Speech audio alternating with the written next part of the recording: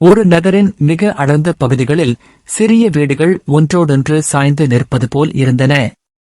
அந்த வீடுகளில் ஒன்றில் வாழ்ந்தான் ஒரு இளைஞன், கார்த்திக். வயது 25. அவனது கனவு விண்வெளி ஆராய்ச்சி மற்றும் நிலவில் காலடி எடுத்து வைப்பது. ஆனால் அந்த கனவு மனதளவில் மட்டுமே இருந்து வந்தது. ஏனெனில் கார்த்திக் பள்ளி படிப்பையே சரியாக முடிக்க முடியவில்லை. வசதி வாய்ப்புகளும் அவனது வாழ்க்கையில் அமையவில்லை. தினசரி வேலை, வீட்டுப் பொறுப்பு, விருப்பு வெறுப்புகள் ஆகிய அனைத்தும் ஒரே நேரத்தில் அவரது கனவுகளை நிஜமாகாமல் தடுத்து வந்தன. கார்த்திக் ஒரு இரும்பு தொழிற்சாலையில் வேலை பார்க்கிறான். அழுக்கான உடைகள், கரைபடிந்த கைகள்.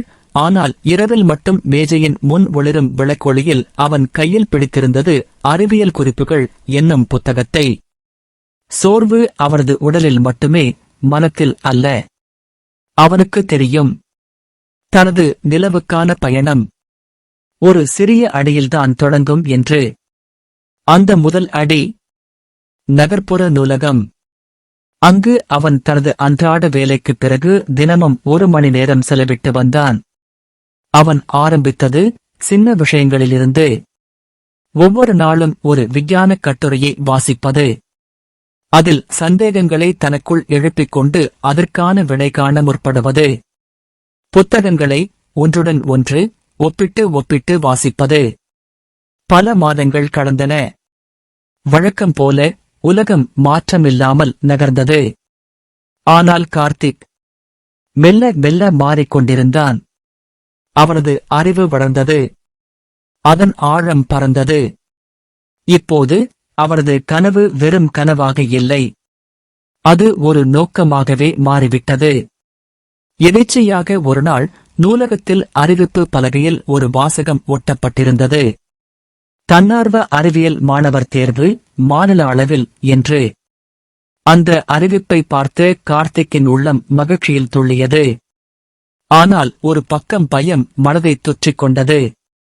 ஆனாலும் அவனது கனவு நிஜமாக வேண்டும் என்பதில் அவனுக்கு நம்பிக்கை இருந்தது. மேலும் தாமதிக்காமல் உடனடியாக விண்ணப்பத்தை பூர்த்தி செய்தான். அதுவே அவரது பயணத்தில் முதல் அடி. மெல்லிய பதட்டத்துடன் சாலையோரம் நடந்து சென்றான் கார்த்திக். அதன் பின்பு தேர்வில் கலந்து கொண்டு சிறப்பாக எழுதினான். பல வாரங்கள் கழிந்த பின் கார்த்திக்கிற்கு ஒரு கடிதம் வந்தது. தாங்கள் மாநில அளவிலான அறிவியல் பயிற்சி முகாமிற்கு வெற்றிகரமாக தேர்ந்தெடுக்கப்பட்டுள்ளீர்கள். அறிவியல் பயிற்சி முகாமுக்கு இனிதே வரவேற்கப்படுகிறீர்கள் என்று அதனுள் இருந்தது. அந்த வார்த்தைகள் கார்த்திக்கை மனம் குளிரச் செய்தது. அவரது வீட்டில் முதன்முறையாக அனைவரும் அமைதியாக இருந்தனர். அந்த அமைதி பெருமையின் அமைதி.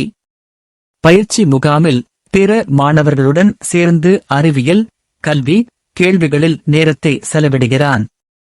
அந்த நாள் முதல் கார்த்திக் ஒரு புது பயணத்தில் நுழைந்தான்.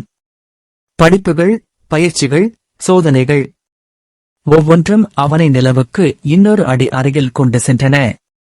இன்று அந்த சிறிய வீட்டின் மாடியில் சந்திரனை நோக்கிச் செல்லும் ராக்கெட்டின் வரைபடம் இருக்கிறது. அதனை வரைந்தது கார்த்திக். அது இன்னும் விண்வெளிக்கு செல்லவில்லை.